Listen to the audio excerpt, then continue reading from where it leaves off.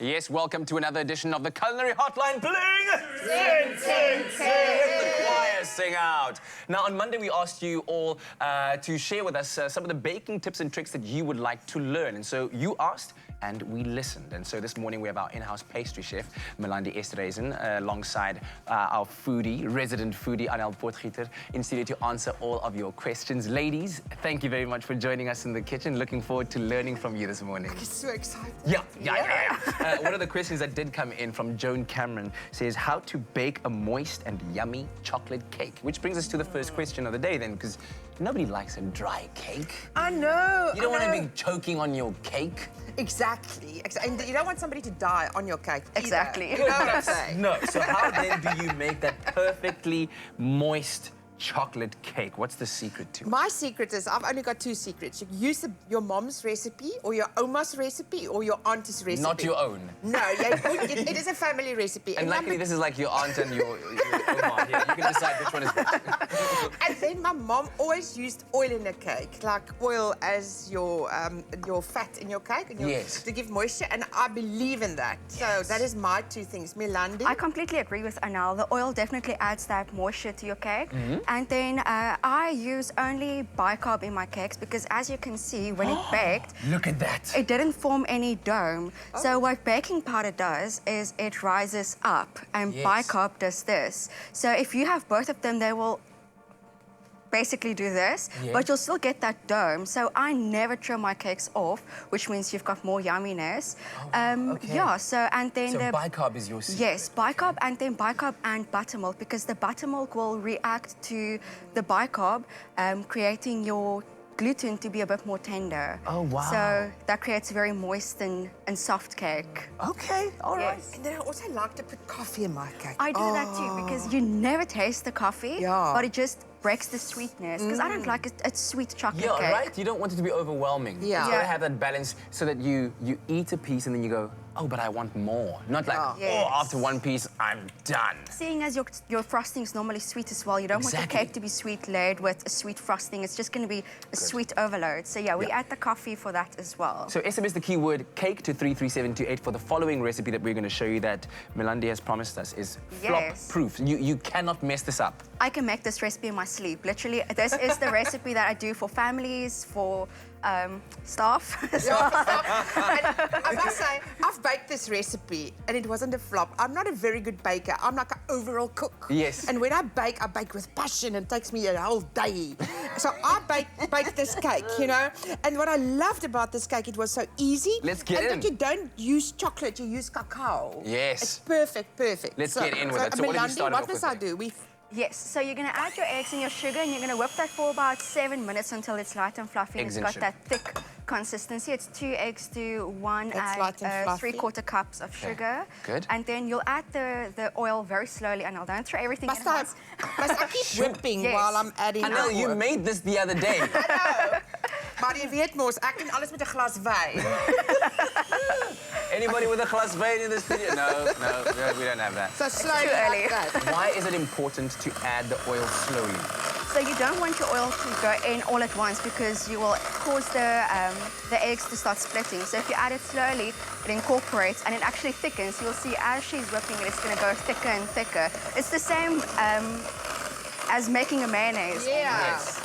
So I've got a question though. Yes. So what if you were adding the oil slowly and you're busy with your hand mixer, and then the dog nibbles you and goes, and then you, and now all the oil is in there. Can you recover it? Do you have to just mix it for a very long time in order to recover it from splitting? you just have to whip it very quickly and make sure that you incorporate it as quickly as possible. Okay. Because, where did that question come from with a dog? Because here's the thing. So random. I'm a very nervous baker, right? So when the recipe calls for like 1 3 millimeter quarter teaspoon of a ½ an inch, I try and do that, but then obviously the dog comes.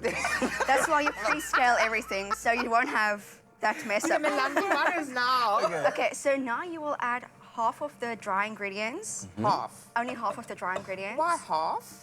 It's just to incorporate it easier, so you're not going to add too much gluten in there all at once. You'll incorporate that a little bit, and then we'll add some of the wet ingredients.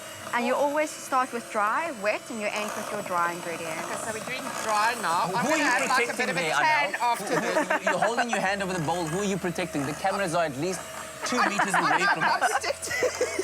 Ik verstaan niet. Sorry.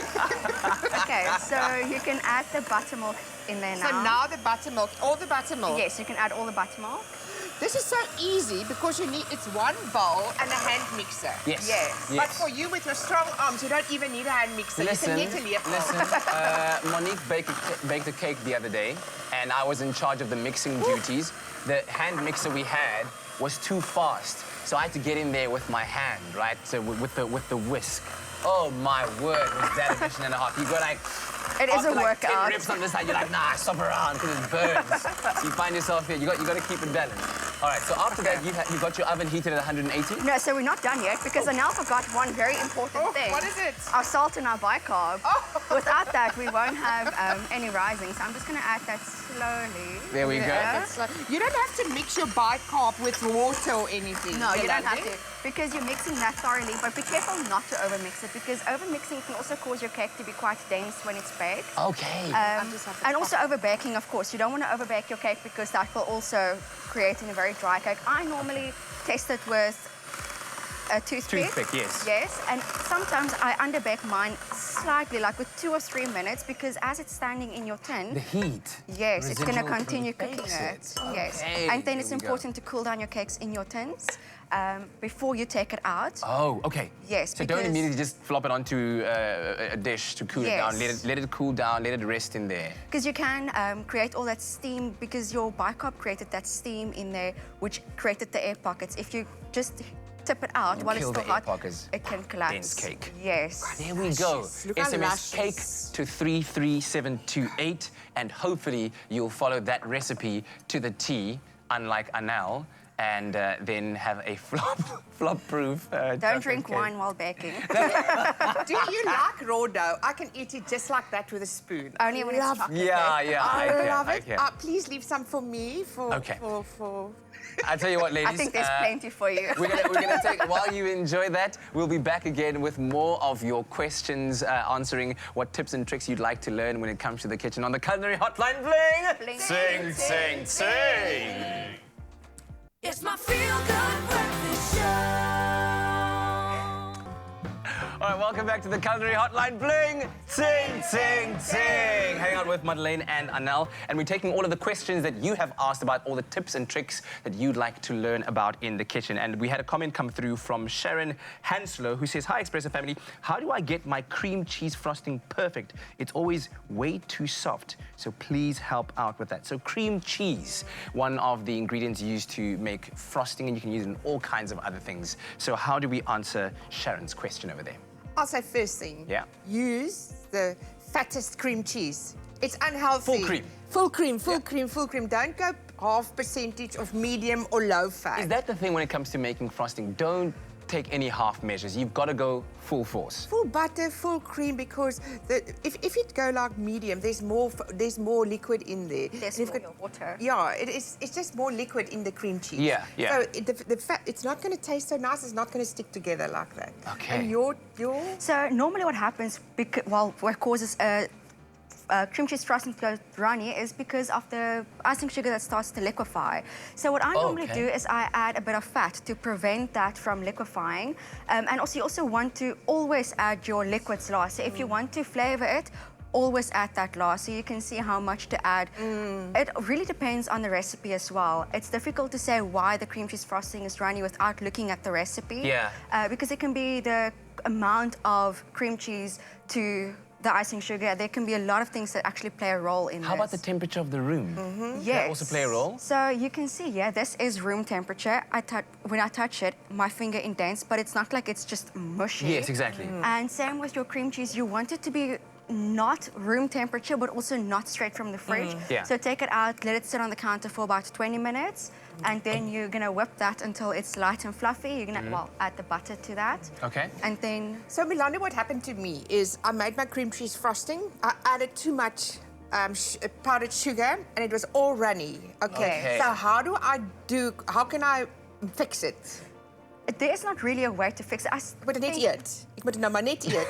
Take a spoon and eat that. enjoy. Dankie Kokain. But that's the thing, when it comes to baking, it is a science and you've got to follow the recipe Yeah. I've to seen- the T. Yeah, I've seen people add cornstarch to it, but I'm not a fan of eating raw cornstarch as is. Normally, cornstarch you have to cook out, so I would not recommend doing that.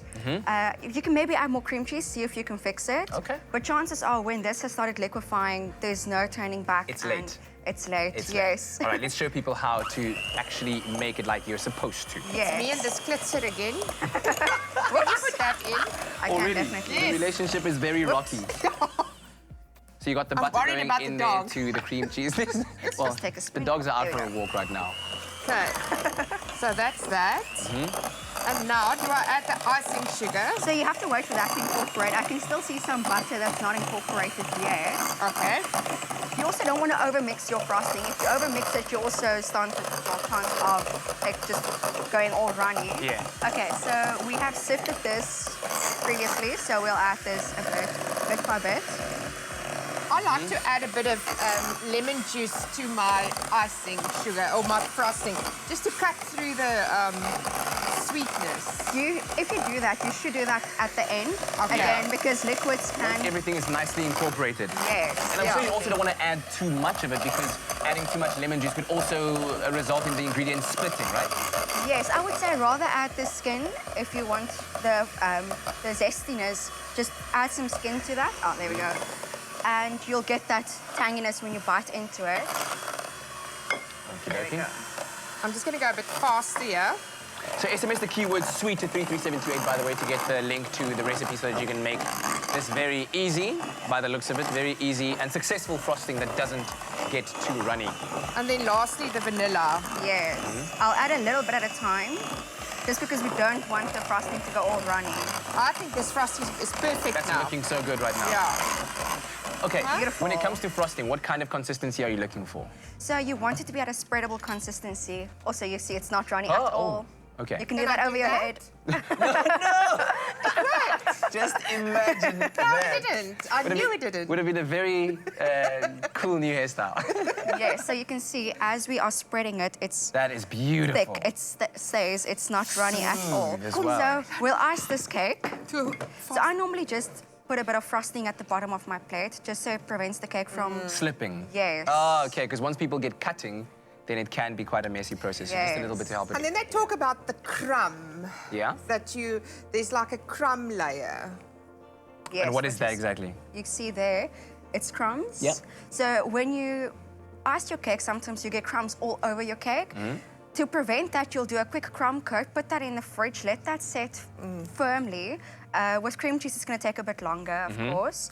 And then once it's firm, you will not get crumbs when you ice your cake completely. Okay, okay. Yeah. It's like a thin layer in the beginning. It takes about half an hour to an hour, but with cream cheese, I'll say give it a bit longer. I like what you're doing now because this is the way I grew up. We just had cake and there was no frosting on the side. It was only frosting in the center. Okay. There was no frostings on the side of the cake. It's just in the Yeah, center. it was just like cake, frosting, cake, Cake. frosting, just like that naked cake almost. a naked cake. Yeah. And then it became fashion. It is very trendy, especially with Again. weddings at the moment. We've yeah. been doing this. Yeah, for years. All right, so you're going to repeat those layers until you've completed Oh, your cake, and we're that going to looks be nice. doing that. And a little bit later on, we'll be taking on more of your questions in the Culinary Hotline. Bling! Sing, sing, sing! That looks so delicious. So I'm It's my feel-good breakfast show. Welcome back. This is your Feel Good Breakfast Show, and you're right on time for the Culinary Hotline. Bling! Sing, sing, sing. And we're answering all of your burning culinary questions from our Facebook page. And we had one question that a lot of you are struggling with, pancakes, regarding pancakes. And it came through from Spesihle BZ, who says, I'd like to know how to make pancakes. And I think, yeah, like I said, it's something that we all struggle with. We'd all love to make the perfect pancake to have everyone delighted at, you know, the taste, the texture, the flavor of the pancakes we make. It's such a thing, when you're around in the family, as soon as there's a drop of water from heaven on the roof, the first thing you do, Pancakes. pancakes. When it rains, it pancakes. And when the church When it bazaar, rains, it pancakes. Did you just make that up right now? yeah. That's amazing. Yeah. That is amazing. You should trademark that. It's not raining men, it's raining pancakes. Anyway, what do you have as a secret to making the perfect pancake, Melandie? So I add milk to mine because it adds richness, and then I also add some either vinegar or lemon juice. I prefer lemon juice because of the flavor. To the flour, because again, it tenderizes the gluten, so you'll have a very soft and very delicate pancake as such. Goodness, but you also have to make sure there's no lumps in your pancake batter, because that is the secret to the delicate batter. So you'll just whisk all the ingredients in a separate bowl. All the wet ingredients, all the dry ingredients. All the And wet milk? ingredients. Eggs and milk. I don't use milk. I just use water. Okay, all right. Plain So milk. depending on, I mean, some people might want to try and make it as vegan as possible then, and then you don't go milk. Well, I don't know how you substitute the Talking eggs. to me now. Eggs you use banana. You can substitute bananas, right? I or eggs for don't know bananas. with this one. Could you? I don't know if this one, if you can make banana. You can make a banana pancake for sure. Yes. But I don't know. About the flavor as well, because it's a very Yeah. diluted flavor. But I know Okay. that you can definitely substitute, well, eggs for banana or lentils. Yeah, Lentils? Yes. Wait. For pancakes? I'm also like, I won't wait. for pancakes, but in cakes and stuff, if it asks for eggs, Eggs, you can use- lentils. How about Okay. chickpeas? Could those work? I don't know about chickpeas, but the liquid from the chickpeas, when you drain it, that liquid is called aquafaba, and you can use that as an egg replacement. Look at that. We're solving the problems of the world So here. you can actually probably use aquafaba in here. What? Aquafaba. Aquafaba. Okay. That's what it's called. the And then liquid if from- you're gluten intolerant, you can definitely use chickpea flour. Are you getting cleverer? Listen, I'm just thinking of all the different scenarios where I can drop words like aquafaba into conversation. All righty. Okay, so I'll add about 1/3 of the liquid in here, because you don't want to add everything here, because it's going to cause lumps to... Oh, it's okay. gonna So cause that's lumps. the idea behind it. So- By the way, SMS the keyword dish to 33728 to receive this recipe. You also don't want to overmix this, because then you're not going to have that delicate, soft pancake as well. Goodness, you overdevelop the gluten. Is that Yeah. what happens when you overmix it? Yes, that's right. Gluten and yeast are such sensitive things Extremely in sensitive. baking. It makes me nervous in They're general. like me, my husband will say. They're like me. I know. Does he sometimes call you my liefste gluten? You're yeasting me up. Baking puns. Okay. Melandie, gooi in. Ons moet begin bak. You need to start baking, woman. Because the neighbors are coming. We Yeah. invited them over. Yeah. All right. And it's not even raining today. That seems Yeah. basic enough. So, by the way, SMS dish to 33728. And I that looks see you've good. added like vanilla. I've never added vanilla to my pancake. So I love vanilla, and I Yeah. like the taste of the cinnamon sugar with the Ah. vanilla. I like the classic cinnamon sugar, but you can really add anything into your pancakes. I just prefer the cinnamon sugar. that And the more butter in the cinnamon, the better. The more cinnamon, the better. Is that butter in the pan, Anél? So I've put spray on here. I'll make Okay. sure so it can But you stick added on. something else just now? And there's a little bit of butter in there, or a little bit of oil. Can I try my food? Remember, the first one is always a flop. Yes. Well, this is what I'm trying to avoid. Can we make a successful first pancake? come on, Because so obviously it's much got to do with pressure having on me. the temperature of the pan absolutely right. So much So here we go. pressure on me. So you don't want a very, very hot pan. You want a medium heat pan. I feel like Anél's going to do it. I think Anél's going to do it. This is going to happen. The just first see. pancake successful. How do you know when the pancake is ready? You can see that the liquid is solidifying. Sien jy daar? That's Yeah, already... slowly but surely you can actually There see it's it. still a bit...